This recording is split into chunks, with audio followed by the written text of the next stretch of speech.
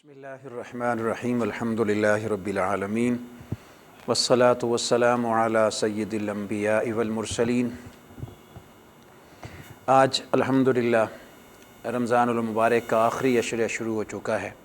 یہ بڑا قیمتی عشرہ ہے، ویسے تو پورا رمضان ہی ماشاءاللہ بڑا قیمتی ہے، لیکن اس حوالے سے کہ اس عشرے کی طاق راتوں میں اللہ رب العزت نے لیلۃ القدر کو مخفی رکھا ہے، اور رسول مکرم صلی اللہ علیہ وسلم کا ارشاد گرامی بھی ہے کہ آخری عشرے کی طاق راتوں میں لیلۃ القدر کو تلاش کرو، تو اس لیے آخری عشرے میں اعتکاف کرنا بھی سنت مطہرہ ہے۔ تو اس حوالے سے بھی اس عشرے کی بڑی اہمیت ہے کہ اس میں لیلۃ القدر ہے، اور پھر اس عشرے کی اور بھی بڑی عظمتیں اور فضیلتیں ہیں۔ گناہوں کی بخشش تو سارے رمضان میں ہوتی ہے، لیکن بطور خاص اللہ رب العزت نے آخری عشرے میں گناہوں کی بخشش بھی چھپا رکھی ہے۔ تو یہ اس حوالے سے بڑا قیمتی عشرہ ہے جو آج سے شروع ہو رہا ہے۔ دعا ہے اللہ کریم ہمیں اس رمضان المبارک کی قدر کر کے اپنی بخشش کروانے کی توفیق عطا فرمائے۔ تو اس عشرے کی یہ پہلی طاق رات ہے آج۔ اس طاق رات میں آج ہم 24واں پارہ پڑھیں گے۔ سورہ زمر کے بقیہ 5 رکوع آج کی تلاوت میں شامل ہیں، جو کہ مکی صورت ہے۔ سورہ مومن، سورہ حامیم، سجدہ، یہ تینوں مکی صورتیں ہیں۔ اور اللہ رب العزت نے ارشاد فرمایا 24ویں پارے کے ابتدا میں ہی کہ اللہ پر افطرا باندھنے والوں کو اللہ رب العزت اپنے عذاب ضرور عطا کرے گا، اس لیے کہ وہ ان کا ٹھکانہ ہی جو ہے نا وہ جہنم ہے۔ اللہ رب العزت نے قرآن پاک نازل کیا ہے اپنی لوگوں کی ہدایت کے لیے، اور اپنی ایک رحمت خاص لوگوں کی رہنمائی کے لیے عطا فرمائی ہے، لیکن یہ بعض اوقات اس سے جو ہے نا وہ اللہ رب العزت بعض لوگوں کو ہدایت بھی عطا کرتا ہے اور بعض لوگوں کو اللہ گمراہ بھی کرتا ہے، لیکن اس نے گمراہی کا سامان انسان خود اپنے آپ سے باندھتا ہے، اور کتاب کا نزول تو اللہ رب العزت نے لوگوں کی ہدایت کے لیے ہی کیا ہے۔ 5ویں رکوع میں، سورہ زمر کے 5ویں رکوع میں اللہ رب العزت نے عبادت کے خالصتاً اللہ کے لیے کرنے کا حکم ارشاد فرمایا کہ اللہ جانوں کو قبض کرتا ہے، شفاعت کا کسی کو اختیار نہیں ہوتا، خالصتاً اللہ رب العزت کے لیے ہی ذکر کرو، عبادت اللہ کے لیے ہی کرو۔ اور ان کے دل کڑتے ہیں جو اللہ کے ذکر سے اللہ کا ذکر کرتے ہیں، کہ ان کا دل کڑتا ہے کہ ہم اللہ کے ذکر میں ہی ہر وقت جو ہے نا وہ مصروف رہیں۔ دنیا میں تو جو اعمال کریں گے آخرت میں اس کا خمیازہ انہیں بھگتنا ہوگا اور سامنا کرنا پڑے گا ان کو۔ یہ انسانی زندگی میں گناہوں کا ہو جانا یہ ایک فطری عمل ہے چونکہ، اور اس فطری عمل سے بعض اوقات انسان مایوس ہو جاتا ہے، لیکن دین اسلام انسان کو مایوس نہیں ہونے دیتا۔ جتنے مرضی ہیوی گناہ انسان سے سرزد ہو جائیں، اور دروازہ انسان کا ذاتی طور پہ انسان یوں سمجھے اپنے نفس میں کہ میرا دل یہ معافی کا دروازہ بند ہو چکا ہے، تو اللہ نے ارشاد فرمایا مایوس نہ ہو جانا، پھر بھی میری طرف لوٹ آنا، تو میں تو وہ ذات ہوں جو اپنی رحمت سے تمام گناہوں کو، یہاں پہ ایک لفظ جمیع ابھی پہلی آیت مبارکہ میں نظر آپ کو آ رہا ہے، اس کا مطلب ہے تمام گناہ۔ اب تمام میں ہماری سوچ آتی ہے کتنے بڑے بڑے گناہ ہوں گے، لیکن اللہ نے ان کی تمام کے اندر سارے گناہوں کو رکھا ہوتا ہے، بشرطے کہ وہ حقوق العباد سے مبرہ ہوں۔ اور پھر ارشاد یہ بھی فرمایا کہ وہ بہت غفور اور رحم کرنے والا ہے۔ عمدہ کلام کی اتباع کرنا اس پچھتانے سے بہتر ہے جو دنیا میں تم پچھتاؤ گے۔ آج تم اچھا کلام سنتے ہو تو اس کی اتباع کر لو، قیامت میں اللہ پر افتراء کے سبب تمہارے چہرے سیاہ ہوں گے جو اللہ رب العزت پر افتراء باندھیں گے۔ شرک اعمال کو ضائع کر دیتا ہے، ہر قسم کے اعمال کو ضائع کر دیتا ہے۔ جاہلو کبھی سمجھو کہ شرک کتنی بری چیز ہے۔ پہلے پھونکا جائے گا تم سب کو ختم کر دیا جائے گا، دوسرا پھونکا جائے گا تمہیں اٹھا دیا جائے گا اور تمہیں کھڑا کیا جائے گا، پھر قیامت کے دن اللہ کے نور سے تمہارے دفتر اعمال سامنے پیش کیے جائیں گے، اور پھر انبیاء، شہداء، صلحاء کی موجودگی میں ان دفتر اعمال کو کھولا جائے گا، اور اس وقت تم پشیمان ہو گے۔ اس سے بہتر ہے کہ آج ہی اللہ کے اس نیک اعمال کی طرف پلٹ آؤ۔ یہاں پہ 2 گروہوں کا ذکر کیا آخری رکوع میں۔ ایک گروہ وہ ہے جس کو اللہ رب العزت نے جہنم میں ڈالنا ہے، لیکن کیوں جہنم میں ڈالنا ہے؟ اس لیے کہ وہ جب دنیا میں تھے نا تو تکبر کرتے تھے، پھر جہنم میں ڈالنے کے سبب جب دروازے پہ لایا جائے گا نا، دروازے پہ ایک دربان کھڑا ہوگا، وہ دروازہ کھول دے گا اور ان کو کہے گا آ جاؤ، آج یہی تمہارا ٹھکانہ ہے۔ پھر دوسرے گروہ کو لایا جائے گا، ان کو لایا جائے گا جنت کی طرف۔ جنت پہ جب دروازے پہنچے گے نا، دربان جنت کے دروازے پہ کھڑا ہوگا، ان کو کہے گا سلام ہو تم پر۔ کتنا اللہ رب العزت نے دونوں گروہوں کو آپس میں نا ڈفرینشیٹ کیا خوبصورت انداز میں۔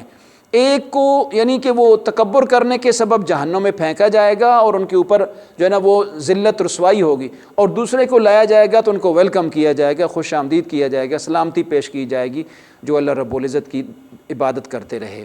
سورہ مومن مکی صورت ہے، ابتدائی طور پہ اللہ نے اپنی تعریفات بیان کی، پھر اس کے بعد قوم نوح کو جھٹلانے والوں کا ذکر کیا، تشبیہ و تقدیس میں ملوث اور مصروف فرشتوں کا ذکر کیا کہ وہ اللہ کے عرش کو اٹھائے ہوئے ہر وقت اللہ رب العزت کی تسبیح و تقدیس بیان کرتے رہتے ہیں، دعا کرتے ہیں، استغفار کرتے ہیں، تو وہ اللہ رب العزت کے ملائکہ ہیں۔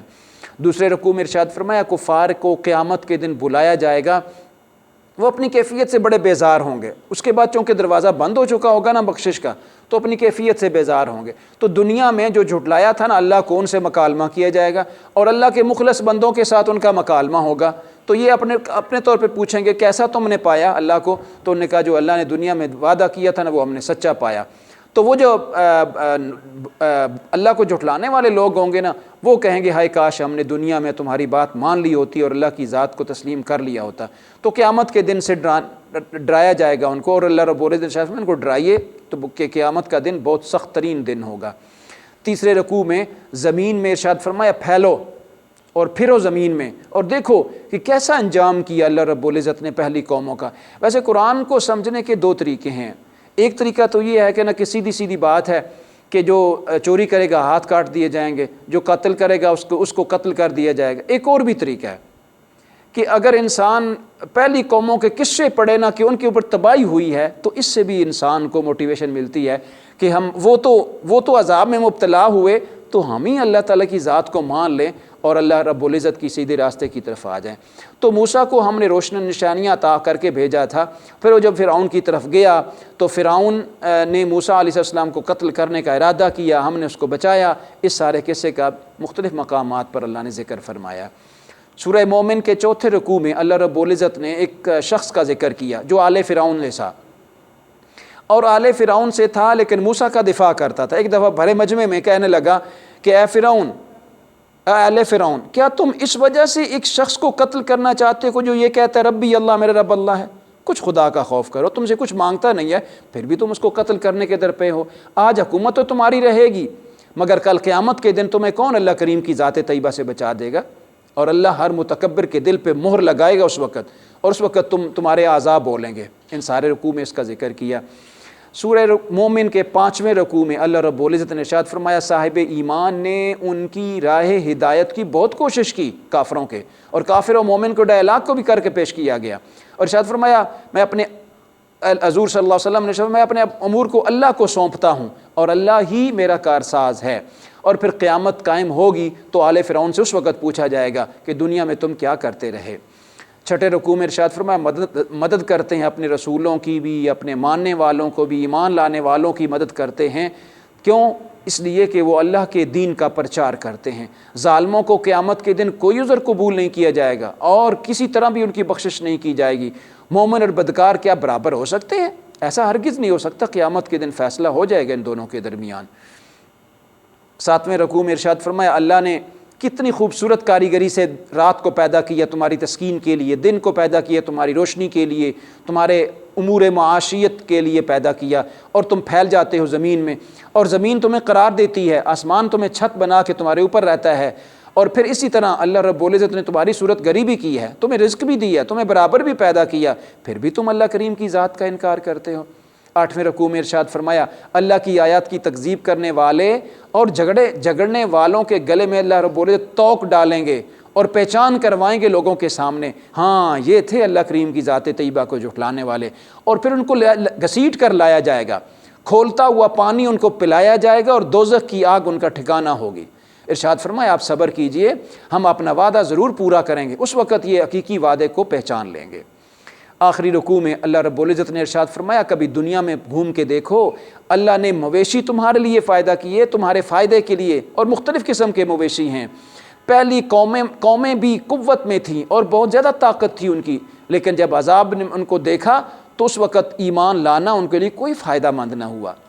سورہ حامیم سجدہ میں اللہ رب العزت نے ارشاد فرمایا کتاب کو اور رسول کو ہم نے بشیر اور نذیر بنا کے بھیجا ہے، وہ دلوں پر غلاف اوڑھ لیتے ہیں اور کانوں میں پردے اوڑھ لیتے ہیں تاکہ کلام ہمارے کان میں پڑے، تمہارے دل میں اتر کر راہ ہدایت نہ اختیار کر لیں، اس وجہ سے وہ راندہ درگاہ بھی رہتے ہیں۔ اور جو زکوٰۃ کے انکار کرنے والے ہیں نا، ان کو اللہ رب العزت دنیا میں کوئی حصہ نہیں آخرت میں عطا کرے گا۔